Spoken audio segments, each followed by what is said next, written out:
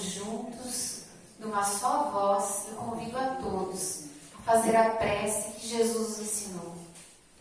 Pai nosso que estais nos céus, santificado seja o vosso nome. Venha a nós o vosso reino.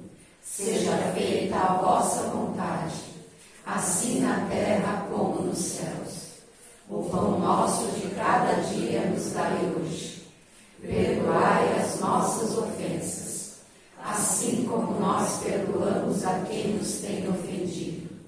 E não nos deixeis cair em tentações, mas livrai-nos de todos os males.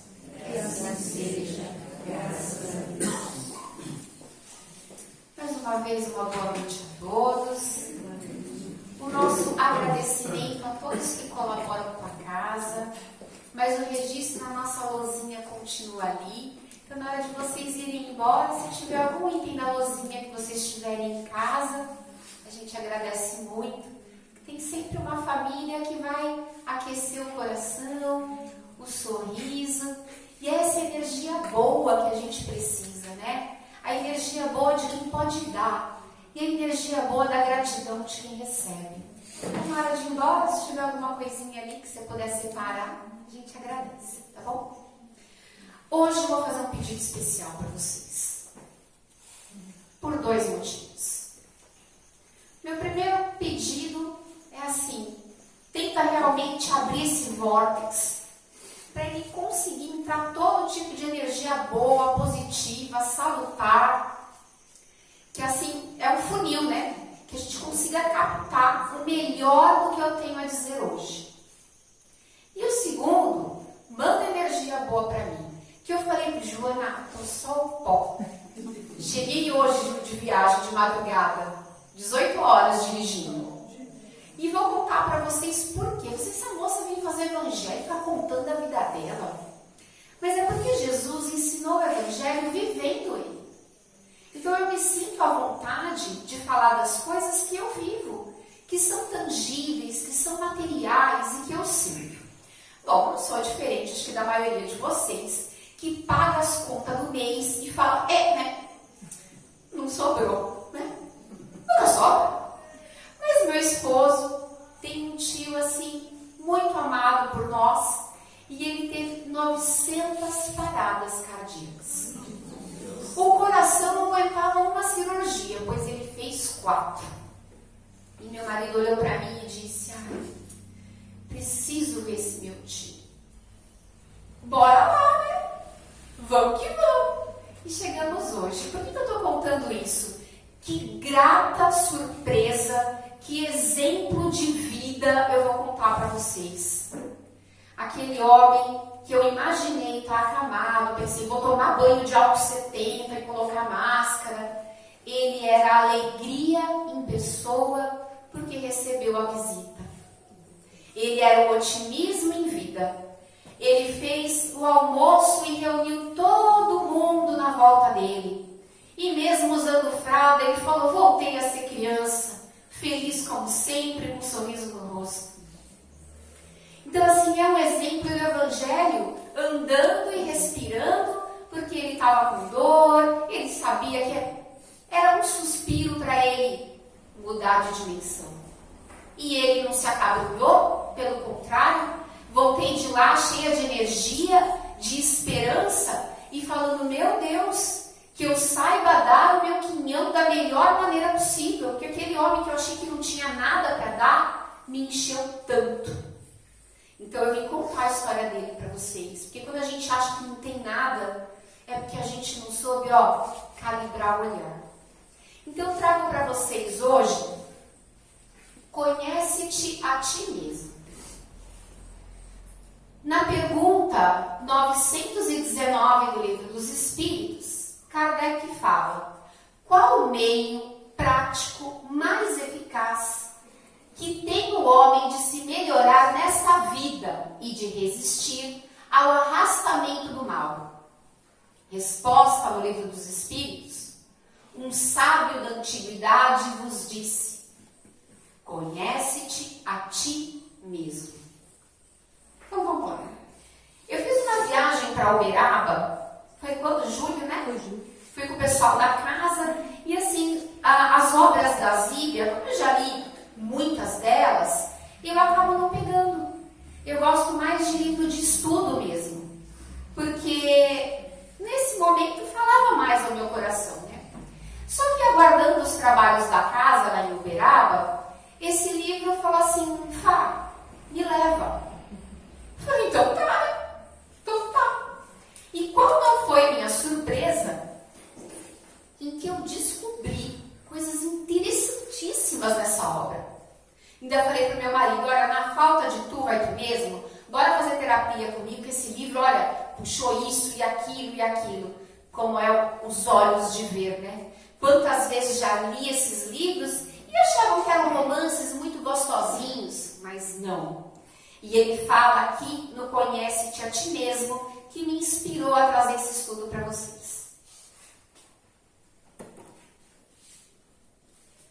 Allan Kardec. Compreendemos toda a sabedoria dessa máxima, mas a dificuldade está precisamente em cada um conhecer a si mesmo. Qual o meio de consegui-lo? Questão 919A. E aí Santo Agostinho faz uma narrativa dizendo, olha, o jeito que eu encontrei, observe, ele não fala que é um jeito que vai servir para cada um de vocês, nem para mim.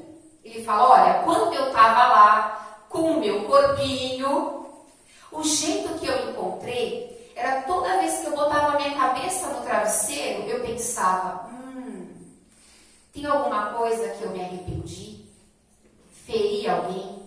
Magoei alguém? Então ele fazia terapia com o travesseiro. Se ele tinha sido melhor que ontem, se ele deixou alguma ofensa passar e ele deveria se desculpar, ele fazia um resgate mental, né?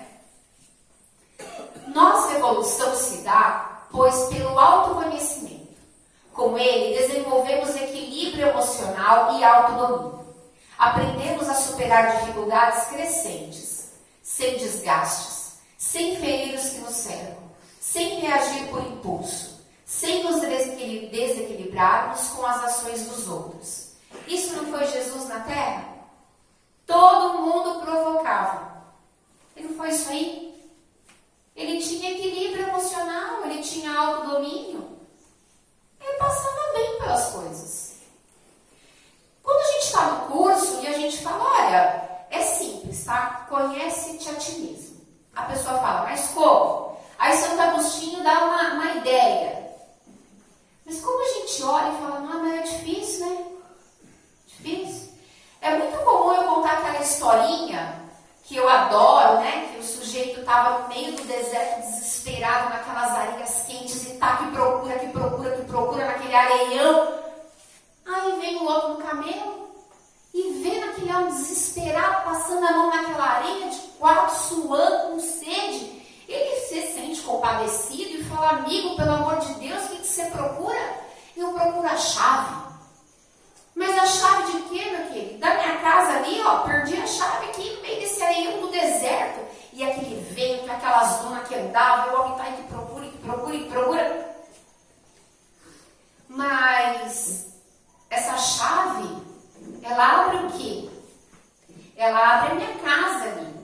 Mas você perdeu? Ele falou, não, é que eu tenho medo de achar. Eu não quero encontrar mesmo. Por que a gente vai no deserto procurar a chave de uma casa que a gente não quer abrir? Ele tem medo do que está lá dentro. Por isso que conhecer a nós mesmos é algo tão assustador.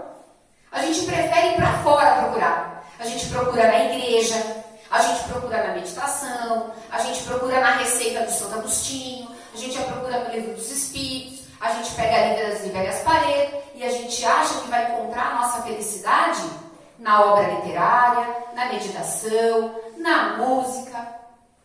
A nossa paz de espírito está lá dentro. Só que a gente tem medo da sombra. A gente tem medo dessa escuridão.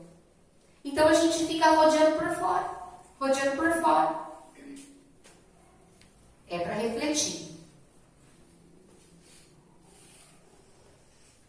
Tudo tem seu preço. É o livro aqui da Zíbia, né? Eu peguei um trechinho e esqueci de marcar o número da página. O melhor caminho para si é resolver trabalhar para melhorar o seu padrão de vida.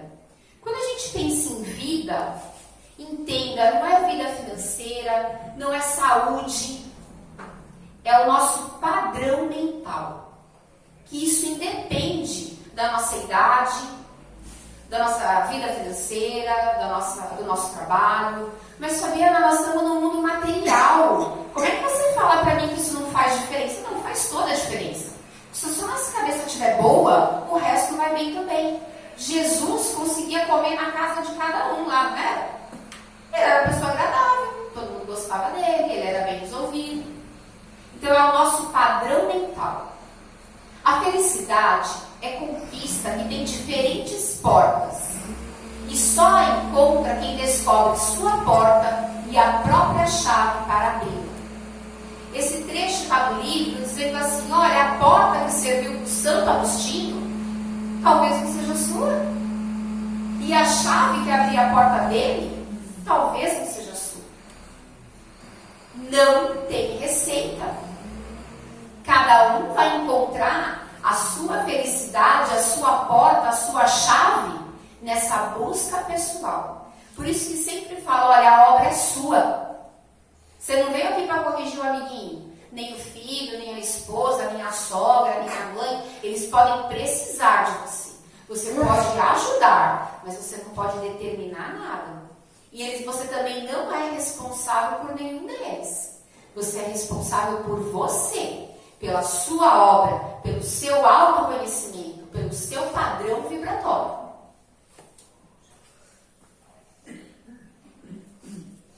E aí, motivada pelo estudo do Sérgio, que falou das EQMs, que vem do lado científico da doutrina, que é uma coisa que eu gosto bastante, eu uni, então, esse estudo de Jung. E ele fala da estrutura da psique. Então, o modelo Jungiano da psique, por favor, desconsiderem o tamanho das coisas, mas dizendo que a consciência, ela está para o lado de fora, e a gente tem o ego.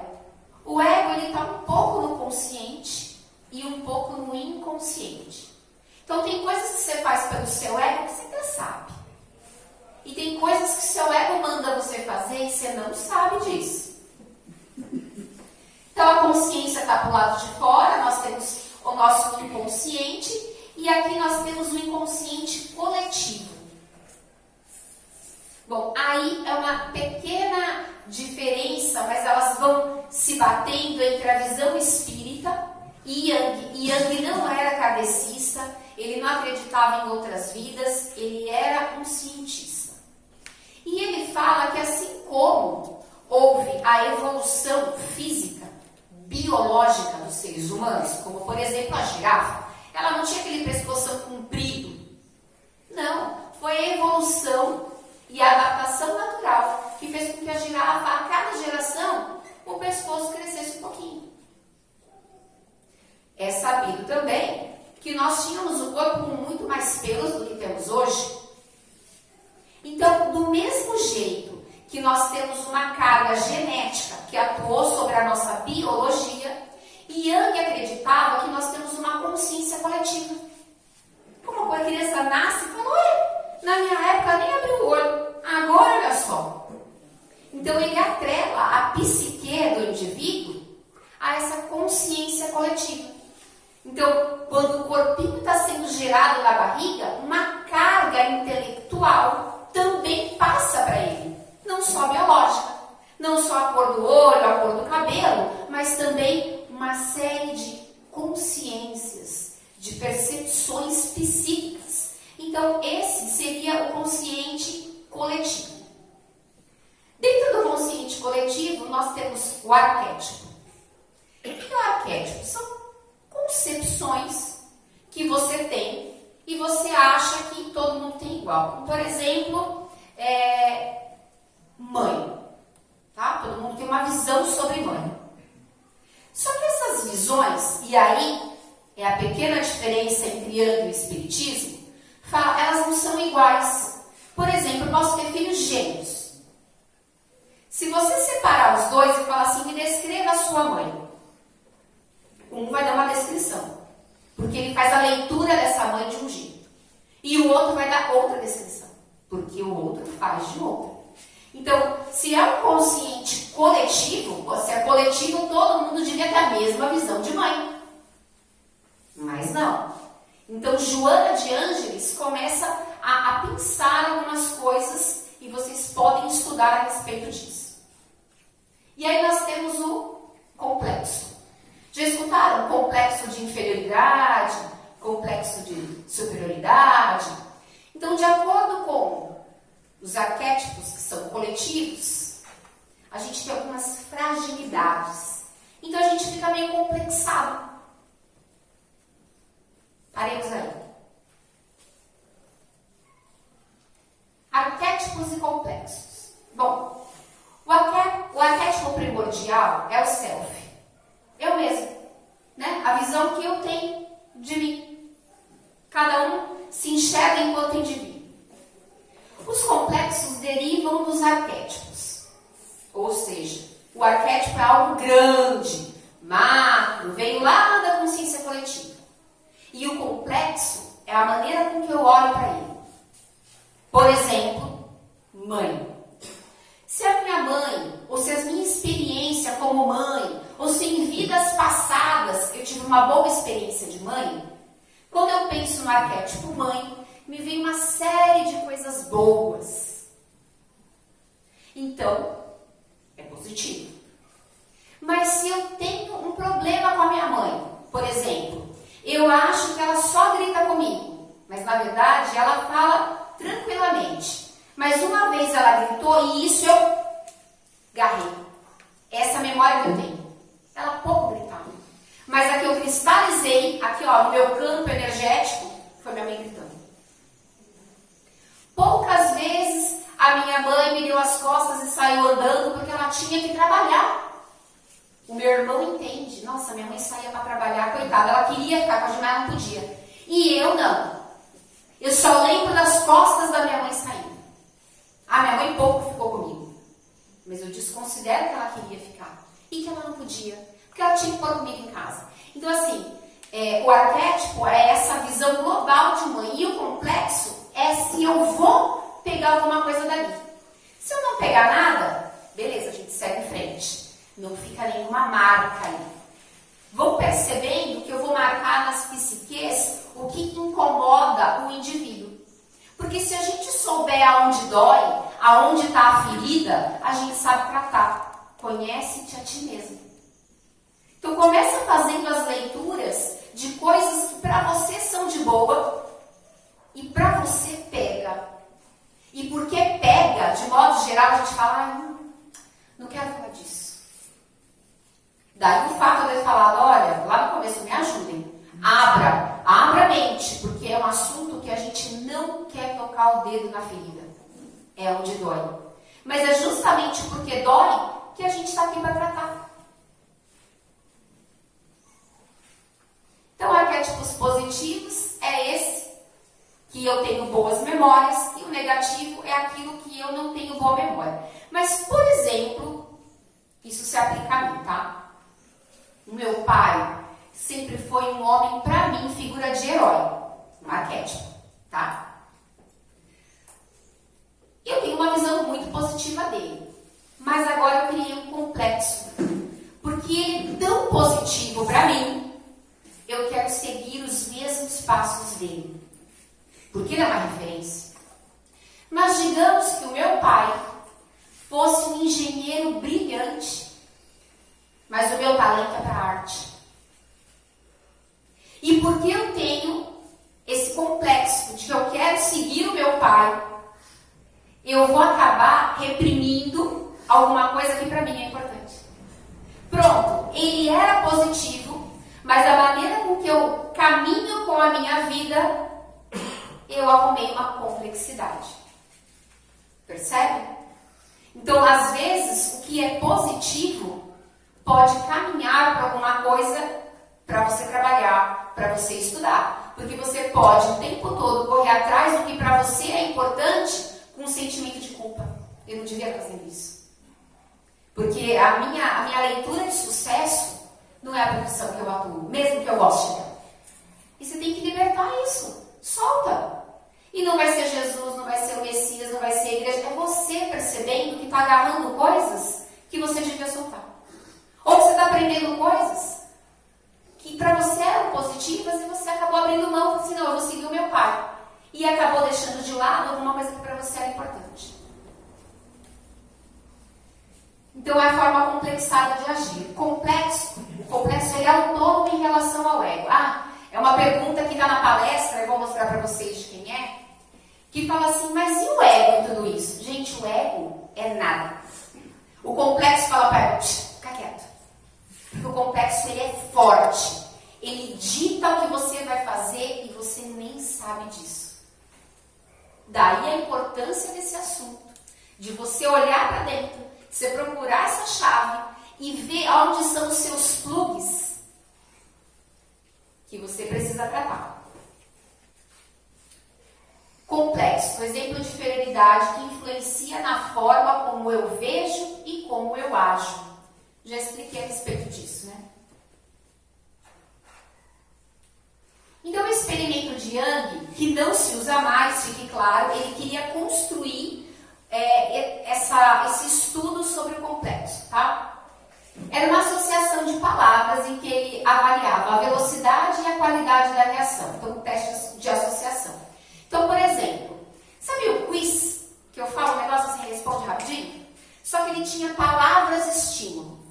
Eram palavras pensadas. Era um grupo de 400 palavras. Você respondia no automático. Mas se você não respondesse, parasse, pensasse, opa, tem um complexo aí. E assim, eu falo casa.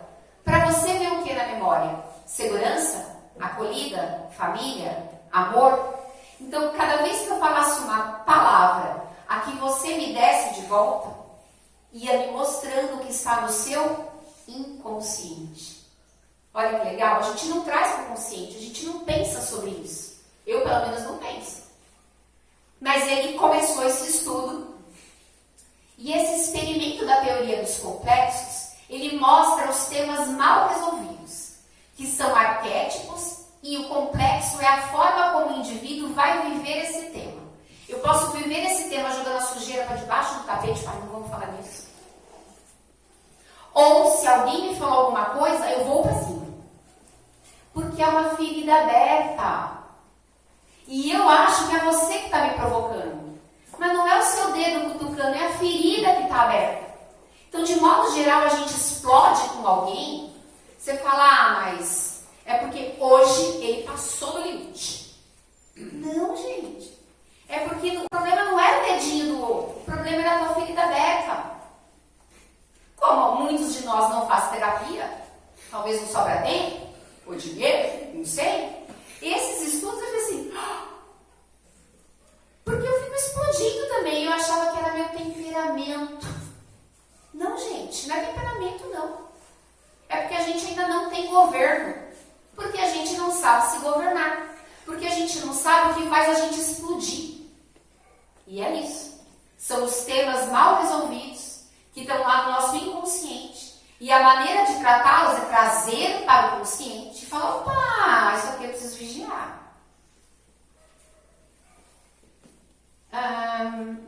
Toda vez que uma palavra estímulo toca algo ligado ao complexo oculto, ou seja, você não sabe que você tem esse problema, há uma reação do ego consciente, que será perturbada ou substituída por uma resposta proveniente do complexo. Aí ele dá o exemplo da casa, como eu falei para vocês, né? Eu posso, digamos que na minha infância, eu fui muito trancada em casa. E nesse rol de palavras ele fala casa, eu falo prisão. Deu para entender? É só um exemplo. Tá? Eu peguei esse tema da palestra do Marlon Reifdal sobre arquétipos e complexos, tá? É dos complexos que depende o bem-estar ou a infelicidade da nossa vida. Então aqui tem dois complexos. Conseguem ver que complexo que é esse? Um de superioridade, né? Que ele se olha no espelho e acha que ele é a última bolacha do pacote, né? Ele é o super-homem. Mas quando ele dá as costas, olha lá.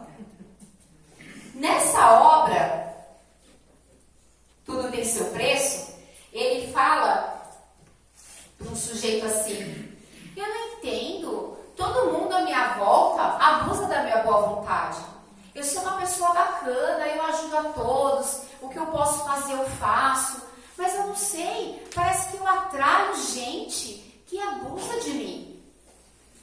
Eu atraio gente? Ou eu sou permissivo? Ou eu não quero me impor? Ou eu não sei dizer não? É o outro que abusa de você ou você se permite ser abusado? E tem uma história do livro que fala exatamente disso. Ele querendo se passar por bonzinho, tem uma imagem aqui que eu coloquei para vocês. Bem legal. Aqui tem outro complexo. Doutor, é realmente acentuado o meu complexo de inferioridade? A gente não percebe porque isso é muito imaterial para todos nós. É muito intangível.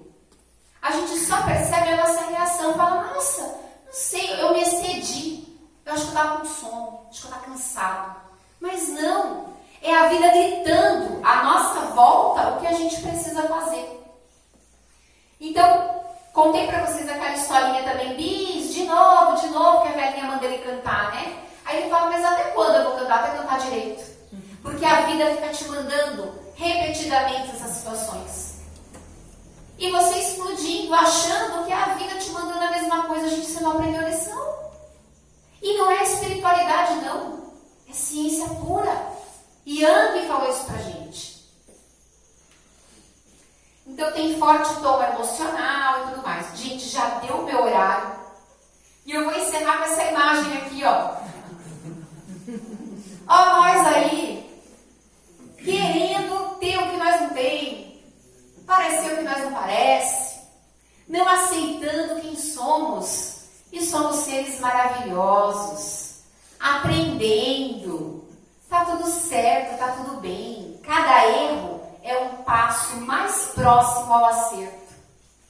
Joana de Ângeles, ela fala, cuidem-se, olhem-se, e vocês vão se evoluir, porque é só conhecendo a ti mesmo que você alcança a serenidade, a paz. Vamos lembrar que não é o outro que me tira do sério. Sou eu que saio do sério. Porque de alguma maneira, ele colocou o dedo na minha ferida. Muito obrigada a todos e uma boa noite. Obrigada.